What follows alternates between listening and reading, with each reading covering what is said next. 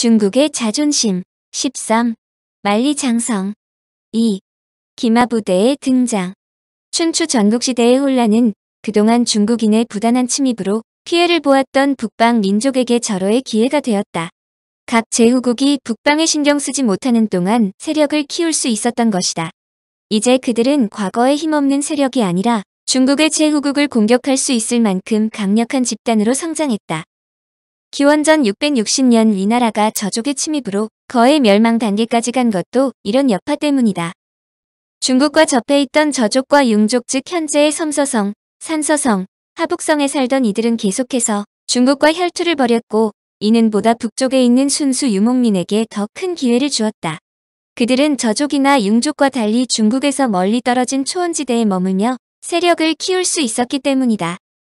그런데 전국시대의 저족과 융족이 멸망하자 이것은 전통 초원민족의 기마 전사들과 소위 국경이 맞닥뜨린다는 것을 의미한다. 초원민족의 잠재력과 전력이 저족이나 융족과는 차원이 다를 만큼 뛰어났다는 점이다. 당시 몽골 초원의 생활 방식은 더욱 유목적이고 호전적으로 변해 있었다. 중국인도 유목민을 지칭하는 호라는 용어를 사용할 정도로 그들이 경계의 대상이라는 것은 확실히 알고 있었다. 이들을 큰 틀에서 북적 또는 흉노로 부르기도 하는데 이들의 전력이 상상을 초월할 만큼 급상승하자 중국은 살아남기 위해 급히 머리를 굴렸다.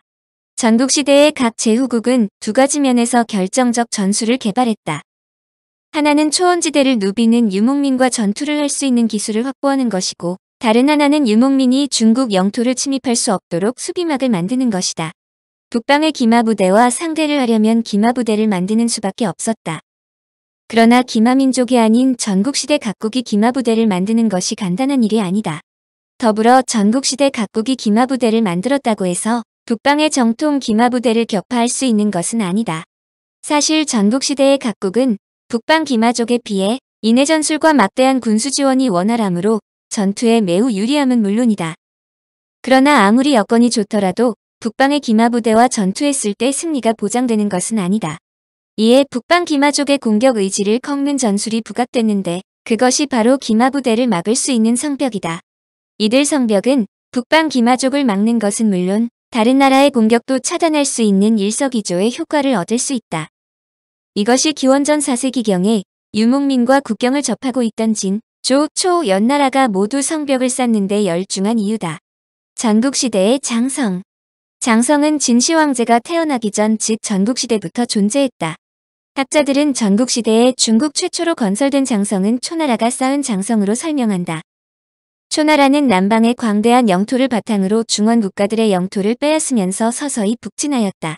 이 중 중요한 것은 과거의 중원이라 부르는 하남성 일대인데 하남성 일대는 국경으로 삼을 만한 자연경계가 없다. 더불어 초나라가 차지한 이 영토는 삼면으로 둘러싸여 있었으므로 초나라는 이 영토를 보호하기 위해 300km가 넘는 장성으로 영토 전체를 둘러싸는 형태의 장성을 건설하였다. 이것이 장성의 효시라 할 수 있다. 이후 장성 건설은 전국시대 강대국들의 트렌드가 되었다. 전국시대 초기 재빠르게 성장한 위나라는 서쪽의 강국 진나라를 견제하기 위해 서쪽에 장성을 쌓았다. 이 장성은 지금의 함곡관보다 훨씬 서쪽에 있으며 지금의 서안시 동쪽에 위치한 화산 북쪽에 그 유적이 남아있다. 길이는 대략 60km 정도로 진령산맥과 진북산맥을 잇는 형태로 건설하였다. 제나라도 남쪽에 장성을 건설했는데 이는 당시 강국이었던 오와 월 그리고 초나라를 견제하기 위해서다. 한나라 또한 위나라와 접경지대에 짧은 장성을 건설하였다. 한편 조나라는 적극적으로 장성을 활용했는데 그 영토 자체가 유목과 농경의 경계지를 대부분 포함하고 있었기 때문이다. 유목민족과 접촉은 때때로 큰 문제점을 일으키므로 조나라는 이들을 적극적으로 막아야 했다. 그런데 조나라도 유목민족의 남하를 막을 만한 자연지형이 없었으므로 장성 건설은 필수였다. 북방민족과 접해 있던 연나라도 기동성이 우수한 유목민족을 견제하기 위해 북쪽 국경에 장성을 쌓았다. 진시황제의 본향인 진나라 역시 전국시대 때부터 적극적으로 장성을 활용했다. 건국 초기 때부터 상대해온 오랑캐인 융적, 그리고 북방의 흉노 등의 유목민족을 상대하기 위해서였다. 전국시대의 이러한 장성 축조의 목적은 크게 두 가지 정도로 요약된다. 첫째는 자국 영토와 인구를 보호하는 것이다.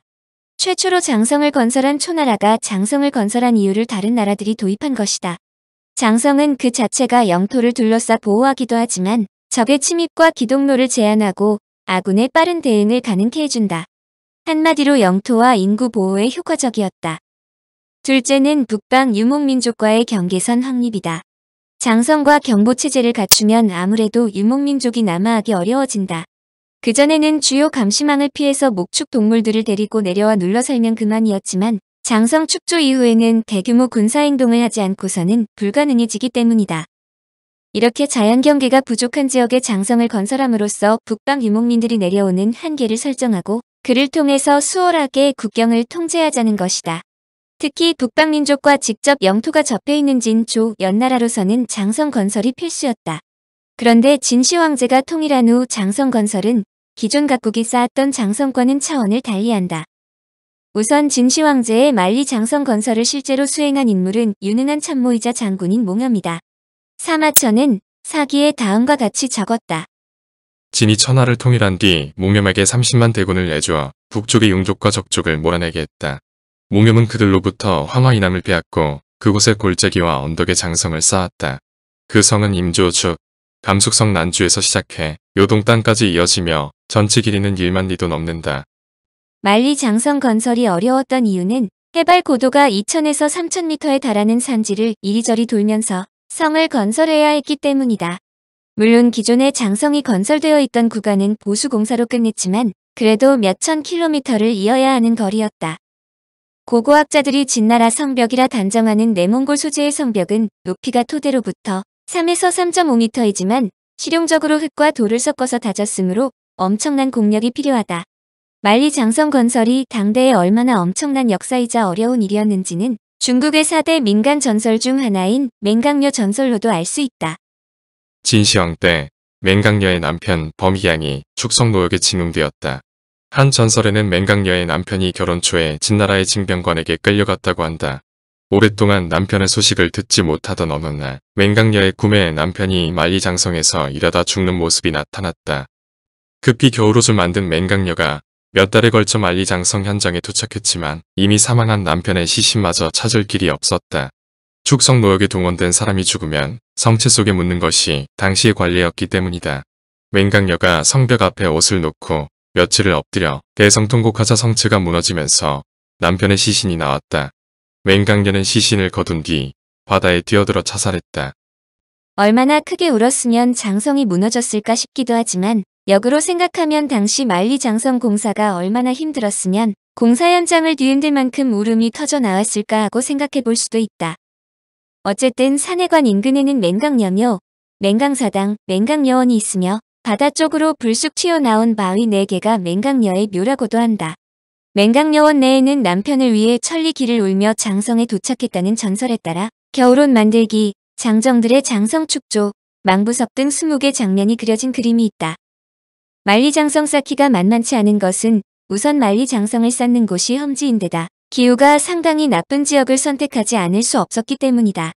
폭우, 폭염, 우박 등이 쏟아지는 곳에서 작업해야 하는데 비위생적인 숙소에서 먹고 자야 하므로 상당수가 이를 견디지 못했다. 더구나 식량이 절대적으로 부족했다. 만리장성을 쌓는 곳 자체가 토질이 좋지 못하므로 현지에서 식량을 생산하여 공급하는 것도 불가능했다. 따라서 식량을 먼 곳에서 운반해야 했는데 운반 도중 산적에게 빼앗기기 다반사였고 운송 도중에 먹어야 했다. 한 자료에 의하면 산동성에서 182섬에 곡식을 보냈는데 막상 목적지에 도착했을 때 한 섬만 전달되었다고 한다. 굶주림 때문에 공사 현장의 사망률은 매우 높았는데 맹강려의 남편이 만리장성을 쌓다가 사망하여 장성 안에 매몰된 것은 당시 공사 여건으로 볼 때 그다지 냉혹한 것은 아니었다. 장성을 쌓는 곳 자체가 주로 험난한 곳을 선택했으므로 일일이 장사를 지내주는 것이 간단하지 않기 때문이다. 기록에 의하면 공사 중에 사망한 사람의 경우 대부분 성의 기초 공사를 위해 파놓은 구덩이 속에 던져지거나 거대한 공사로 화가 난 북쪽의 신들을 달랜다는 명목으로 성벽 속에 파묻었다고 한다. 장성 축조에 희생된 사람들 중에는 죄수들뿐 아니라 군인, 강제 노역에 동원된 일반 백성들도 상당수였다. 이들 상당수가 희생되었으므로 일각에서 만리장성이야말로 세상에서 가장 긴 공동묘지라는 말이 결코 허언이 아님은 물론이다. 만리장성을 건설하기 위해 인명이 무수히 희생되었다는 것은 다음 시로도 알 수 있다. 아들이 있어도 키우지 마라. 딸이 있으면 말린 고기는 그 애에게 먹이게. 알겠는가? 만리장성이 해골 위에 세워졌다는 것을. 청취자에게 원하는 것은 1. 구독 2. 좋아요